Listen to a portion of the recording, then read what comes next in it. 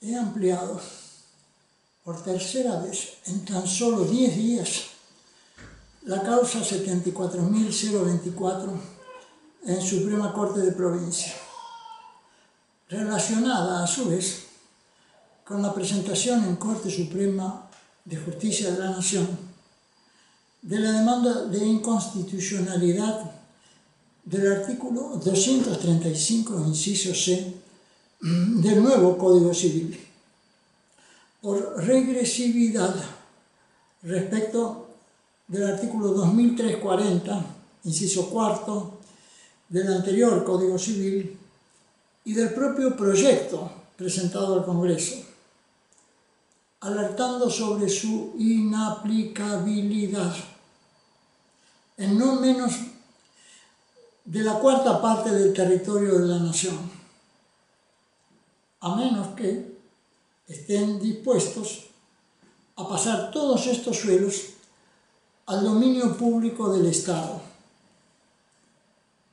habiendo en esta sorpresa tan solo un cambio de palabras: la de media por la de máxima. Amparado en los artículos 41 y 43 de la Constitución Nacional, hube solicitado se me informara cómo se habría de interpretar y aplicar esta normativa, con qué sentido se habría modificado el proyecto original, quién fue su mentor, su nivel de conocimiento y experiencia, para al menos alcanzar sospecha de la sinceridad de las intenciones y del siglo en que esperan lograr comprensión, respeto y aplicación de una norma que en 145 años permanece calladita en el altar de las violaciones, al parecer, en comunión sagradas. Este artículo 235, inciso C, aprobado por Ley 27.027, anuncia: se entiende por río el agua, las playas y el lecho por donde corre, delimitado por la línea de ribera que fija el promedio de las máximas crecidas ordinarias. En tanto, la versión del proyecto original apuntaba a la media ordinaria, tal cual lo hacía el artículo 2340, reformado por Borda medio siglo atrás, apuntando a sus cauces las riberas internas, las demás aguas que corren por cauces naturales y toda otra agua que tenga o adquiera la aptitud de satisfacer usos de interés general, dejando al artículo 2577 con la tradición justiniana del flumen maximum, que tomaba en consideración el borde superior del cauce para fundar los deslindes públicos y privados. El concepto de borde superior del cauce aplicable a las llanuras del Lacio o a las riberas internas del río Cuarto, donde el doctor Borda reconocía sus tierras solariegas de San Bartolo en Alpacorral, permiten apreciar geomorfologías relacionadas a cauces robustos, apropiadas para hacer evaluaciones de flumen maximum. Sus pendientes también permiten inferir en esas aguas energías gravitacionales que aprecian modelación en caja negra y estimarlas reales. No es el caso de las extendidas planicies extremas que conoce nuestra provincia. El brazo interdeltario del río Luján, que va desde la autopista 8 a la 9, reconoce en sus últimos 17 kilómetros una pendiente promedio de tan solo 7,5 milímetros por kilómetro. En ellas, las energías que dinamizan los flujos ordinarios mínimos son por completo ajenos a energía gravitacional alguna y por ende cualquier modelación matemática propia de mecánico de fluidos resulta en fabulación pura. Hablar aquí de crecidas medias ordinarias, afundar con eventos de recurrencia media ordinaria, que a ese propósito el artículo 18 del Código de Aguas Provincial establece en una recurrencia mínima de 5 años, ya resulta estrafalario. Hay que hablar entonces de máxima ordinaria. Los cauces con pendientes que reconocen energías gravitacionales pendientes en sus aguas muestran una robustez que no está presente en los cursos de llanura extrema, donde las energías actuantes no son gravitacionales, sino convectivas. Esa robustez es fruto de las erosiones que provocan las primeras, no así las segundas. Las primeras arrastran sedimentos, las segundas transportan sedimentos. Las primeras escurren las aguas, las segundas convectan las aguas. En brazos interdeltarios, como el apuntado líneas arriba entre la autopista 8 y la 9,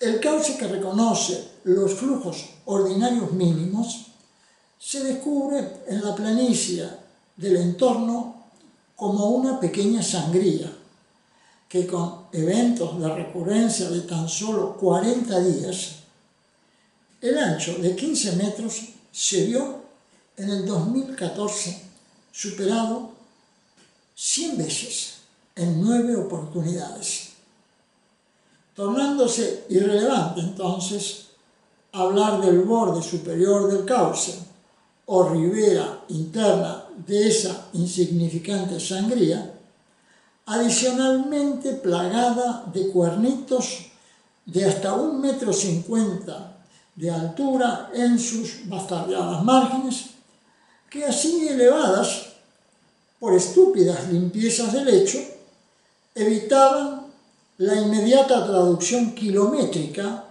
del ancho del cauce natural que cada 40 días daba vida a la avenida convectiva que ubicaba a la palabra cauce en el limbo de las ineptitudes ordinarias para hospedar esas aguas y mucho menos para recibir esas irreemplazables energías convectivas que desde algún humedal sobreviviente quisieran serle transferidas.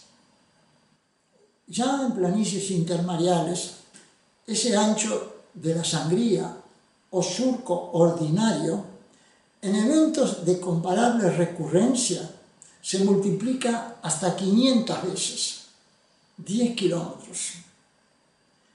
¿A qué hablar entonces de borde superior del cauce o de recurrencias mínimas o máximas o las que fueran, cuando de hecho el perfil transversal en estas planicies extremas reconoce a ese cauce superior como una avenida 10 veces, 30, 50 veces más ancha que la 9 de julio y no menos plana. Por tanto, cuanto más apuntemos a Justiniano, más nos alejamos de las consideraciones geomorfológicas y muy particularmente ecológicas que priman en estas situaciones donde la energía presente en las aguas nada tiene que ver con aquellas que bajan de la montaña o en valles con pendientes superiores a 40 o 50 centímetros por kilómetro. Cualquier recurrencia que se quiera aplicar para fundar deslindes en pampas criollas está destinada a quedar tan desubicada de la realidad que el único sentido de fundar tales deslindes surge de los aprecios a las presiones urbanas y a los resguardos más elementales para frenar esas inundaciones de negocios, ya no de aguas. Por ello resulta medular relacionar la condición dominial pública o privada a la cuestión rural o urbana. De lo contrario, con cualquier expresión de recurrencia, media ordinaria, máxima ordinaria o mínima ordinaria, la cuarta parte del territorio nacional mudaría al dominio público con el nombre que fuera. Bienes del dominio público, bienes de tercera generación, bienes del dominio público natural, bienes públicos del dominio del Estado, etc. Recordemos que el día 2 de febrero del 2016, el Día de los Humedales, el presidente Macri en la Reserva Natural de Pilar nos enteró que la cuarta parte del territorio de la nación eran humedales y por lo tanto suelos anegables. Aunque aplicáramos en ellos recurrencias submínimas de 1 minuto, ya pasaríamos a categoría dominial pública la cuarta parte del territorio argentino. Y vayan los hermeneutas del derecho a dibujar en ellos el borde superior del cauce de Justiniano o la coma que en la versión de Borda separa la voz aguas de la voz lecho. Así de lejos han llevado la cuestión los hermeneutas, directos hijos de Hermes, hermanos de Autolicus. Tal vez dentro de algunos milenios nuestra cultura permita sostener un Estado capaz de hacerse cargo de estos regalos de tradición mítica. Por el momento tenemos que aceptar que lo mejor sería que aparecieran muchos Douglas Tompkins y pagarles si fuera necesario para que se ocupen de ellos. Aceptar que con la recurrencia que fuera, en planicies extremas, solo cabe hablar de las avenidas propias de los cauces superiores y que para el caso que más nos apremia, considerar que en ellas es locura extrema permitir la instalación de asentamientos humanos que no sea sobre palafitos, pues terraplenar o polderizar trae las irredimibles consecuencias que están a la vista de todos los vecinos que pagan las consecuencias.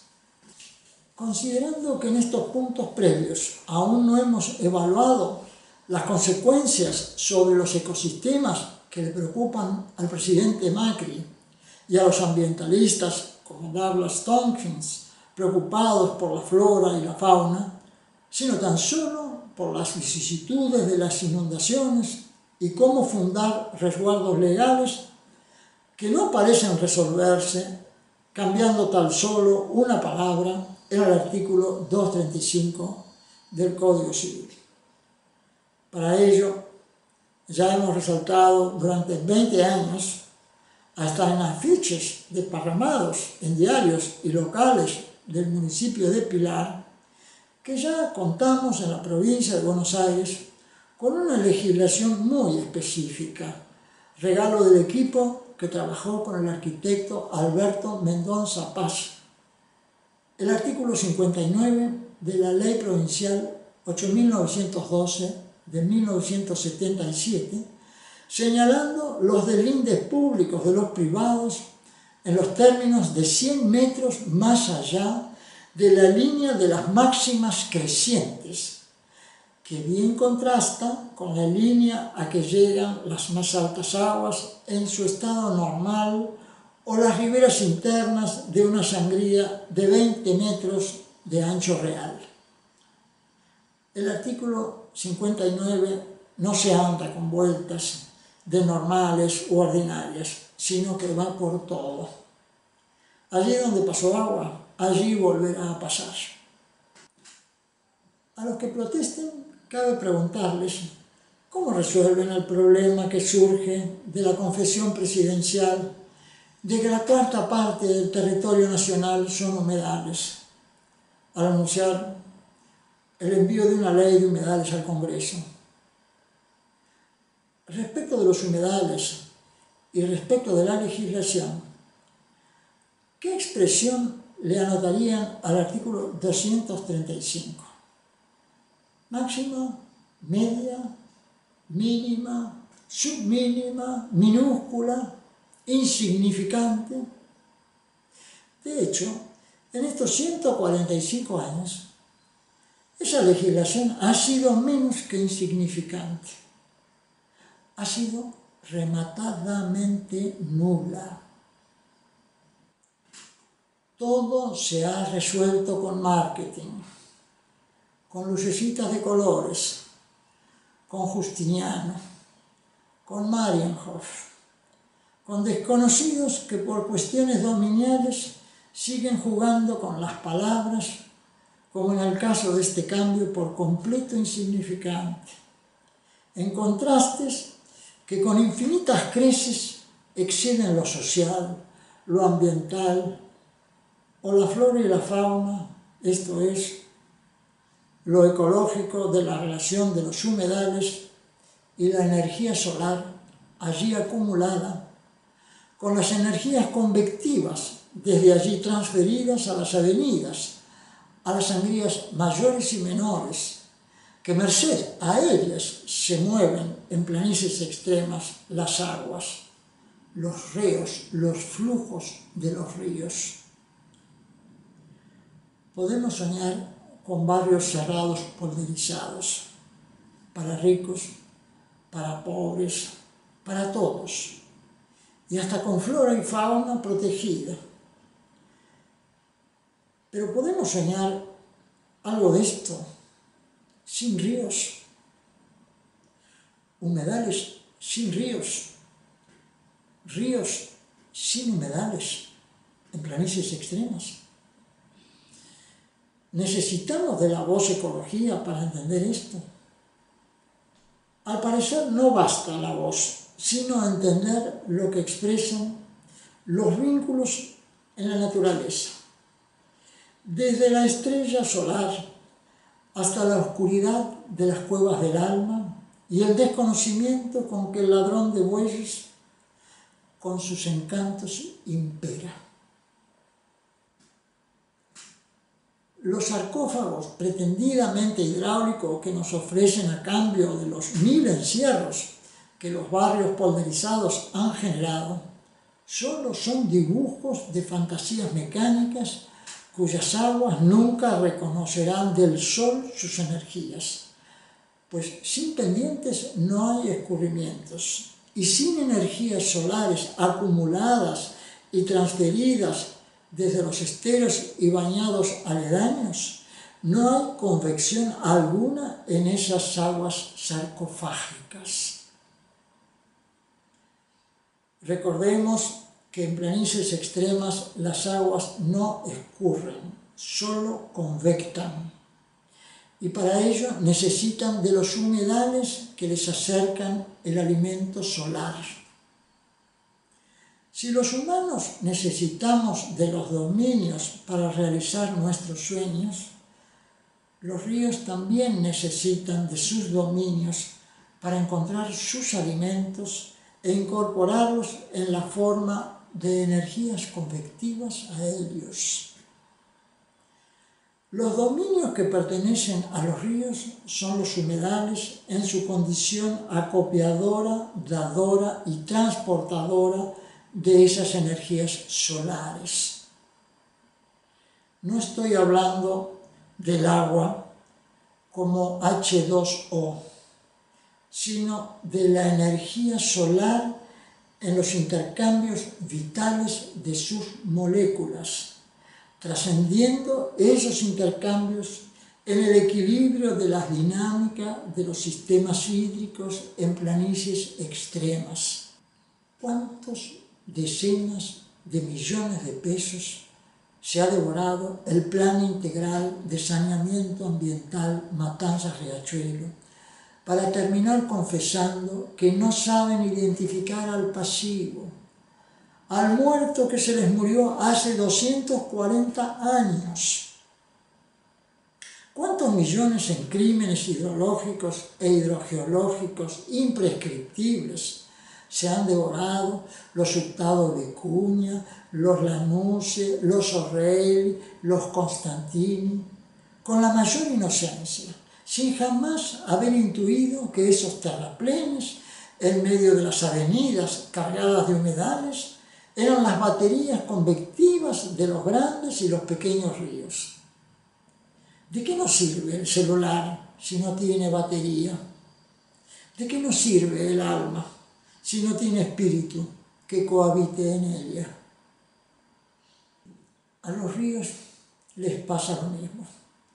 ¿Y acaso resolveremos estos destinos cambiando una palabra de un artículo del Código Civil que jamás se aplicó a nada que no fueran discursos doctrinales en los espacios vacíos de los palacios legislativos, judiciales y académicos, que nunca sospecharon de las energías que mueven en las planicies, los ríos, y siempre pensaron en el lugar que ocupa la coma entre dos palabras? Antes de hablar de flora y fauna, antes de hablar de idílicos ambientes, antes de hablar de negocios, antes de hablar de dominios del Estado o de privados, tenemos que recordar, valorar y aplicar esos dos presupuestos mínimos que nos señalan el orden a mirar.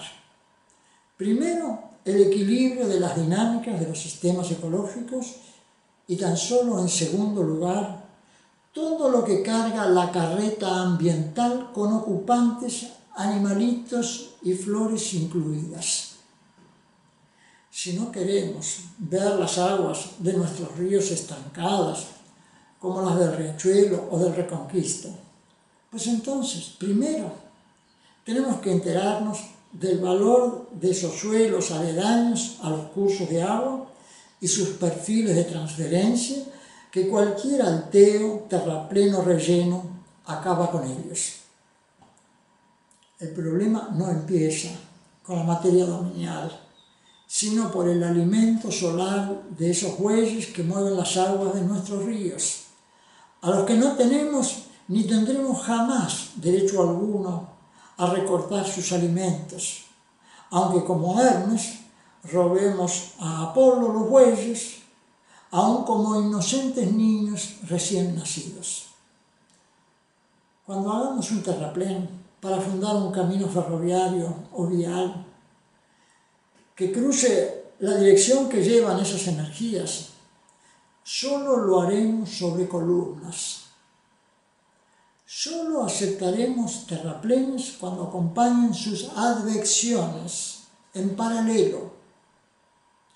Este orden de aprecios no viene por capricho de un amante de bueyos al ruedo, sino que están fundados, y vuelvo a repetir, en los presupuestos mínimos, artículo 2, inciso C, y 6, parágrafo 2 de la Ley General del Ambiente, que nos señalan la obligación de mirar primero por el equilibrio de la dinámica de los sistemas ecológicos y tan solo en segundo lugar por los temas generales del ambiente y sus siempre declamadas sustentabilidades.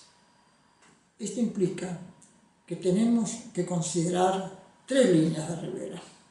Primero, la ecológica, en sus distintos aprecios longitudinales y transversales respecto de las advecciones que reconocen estos ecosistemas hídricos en planicies extremas, esto es, en suelos por debajo de los 30 centímetros por kilómetro dependiente. Segundo, la rural, sin objeciones otras que la prohibición de levantar terraplenes que se crucen a estas advecciones y no advirtiendo impedimentos a la dominialidad privada. Y tercero, la urbana, semiurbana o como quieran llamar a la presencia de más de 11 personas por kilómetro cuadrado. Aquí comienzan a respetar la flecha del tiempo, los criterios de Borda y cualquier otro similar que no implique reconocer regresividades. Y recordando que nunca han cumplido con ellos, incorporen en adición estos nuevos aprecios de que las aguas no escurren sino convectan, de que las aguas no erosionan sino transportan. Y estas novedades que se reconocen en todos los humedales del planeta, una vez que empecemos a entender lo que la voz ecosistema nos descubre en el glosario de la Ley Provincial 11.723, nos confirmarán que la ciencia hidráulica en planicies extremas está más muerta que Tutankamón. De aquí su vocación por construir sarcófagos. Prestemos atención a estas novedades que nos acercan la flecha del tiempo, merced a los sueños que nos invitan a ver lo que con castecismos newtonianos y códigos y doctrinas y rituales procesales justinianos nunca favorecieron ojos y oídos abiertos, ni ayudaron a abrirlos. Hace tan solo una semana, el 2 de febrero del 2016, el presidente Macri, en su pequeño discurso de festejo del Día de los Humedales, ante unos 50 testigos de sus palabras que fueron en adición, grabadas y subidas en videos a la web, para dar importancia al anuncio del envío de una ley de humedales al Congreso, señaló, y vuelvo a repetir, que estos representaban nada menos que la cuarta parte del territorio de la nación argentina. Brindemos a la salud de esta confesión. Casi al mismo tiempo, Costantini confesaba su interés en desprenderse de unos estimables 850 millones de dólares de su paquete accionario, que hoy está en un 24% en manos del ANSES, un 3% en manos de una familia X y un 73% en sus manos. A este burro, que mucho aprecia a este lúcido hombre de negocios, se le ha cruzado la intuición de que nuestro amigo está olfateando que sus dominios privados nunca dejaron de pertenecer al dominio natural y público. Y si cambia la dirección del viento y trae estos malos olores, él ya se habrá anticipado. Recordemos que Nordelta está ocupando 1.500 hectáreas de tierras que nunca, sin sus polders, superarían una recurrencia submínima de 40 días. Y otro tanto le caben a las 1.400 hectáreas de sus puertos del lago, metido en el mismísimo medio del camino de salida del Luján al estuario. Así lo muestran las imágenes satelitales. El descalabro inadjetivable que carga la salida del Luján en sus últimos 30 kilómetros antes de enfrentar al estuario es tan inadjetivable que el plan maestro del río Luján lo obvió por completo y se fugó al sarcófago de Santa María en dirección 130 grados opuesta. Este plan maestro es el gran regalo que desnuda toda esta fábula de mercaderes de fiesta en fiesta, mientras los administradores públicos revuelven la olla de las ordenanzas municipales y las disposiciones, resoluciones y decretos provinciales de un guiso que no digerirían en 40 generaciones. Este actor, que aprecia llamarse burro para marchar adelante sin que nadie se espante, no plantea un apocalipsis, simplemente lo edita, lo filma y lo cuenta. El apocalipsis se plantea solo, o mejor dicho, lo planteó en el caso de los bañados del Luján la legislatura provincial con la ley 3148 de enajenamiento de los bañados del Luján, inspirada en las bulas de Tomás Márquez e impugnada en causa 71.521 en Suprema Corte Provincial, hoy sin movimiento alguno. Lo planteó Pachelo, tapando con sus 100.000 camiones el cauce principal del Luján. Faena que luego el dúo Hurtado-Vicuña-Endico completarían. Y si quedaba algún resto vivo de ese curso, ya estaba la familia completa afilando en el 2003 sus guillotinas. ¿Acaso creerían que la dirección de este concierto de necios lo resolvería la batuta de una ley de humedales? ¿No les parece que esa ley es un acto más de piratería o de pirotecnia para iluminar el cielo de las promesas incumplibles en medio de tanta fiesta al que este plan maestro hace con sus galas compañía? ¿Por qué no piden una ley que prohíba la mentira? ¿Será apilando leyes que combatiremos la corrupción? ¿Serán nuestros legisladores la salvación? ¿Qué saben ellos de las energías que mueven en planicies extremas los ríos? ¿No lo saben los propios ingenieros hidráulicos?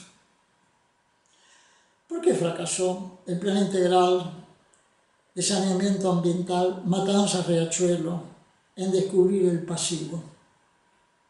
Y por otra parte, ¿qué hacer con la montaña de imprescriptibilidades ecológicas, ambientales, legales y jurisprudenciales que no hay doctrina procesal que resista ser vista, vistiendo al artículo 161 de la Constitución Provincial de obscenas inmunidades? ¿Acaso hay alguna telenovela comparable en tinieblas a esta? Cerramos este video con estos aprecios de Ana Inés Malvares, fundadora del Laboratorio de Humedales de la Universidad de Buenos Aires, que al referirse a ellos señala: los bañados y planicies de inundación son reconocidos como mosaicos de ecosistemas altamente dinámicos, de bordes lábiles, donde la estabilidad y la diversidad se encuentran condicionadas primariamente por la hidrología y los flujos de materiales, por sedimentos. El tiempo de permanencia de un humedal típico parece estar en el orden de algunos cientos a varios miles de años. Si las condiciones geológicas lo permiten, los humedales se formarán recurrentemente en la misma región a lo largo de decenas de millones de años, lo que es de gran importancia evolutiva. Palabras de Ana Inés Malvares.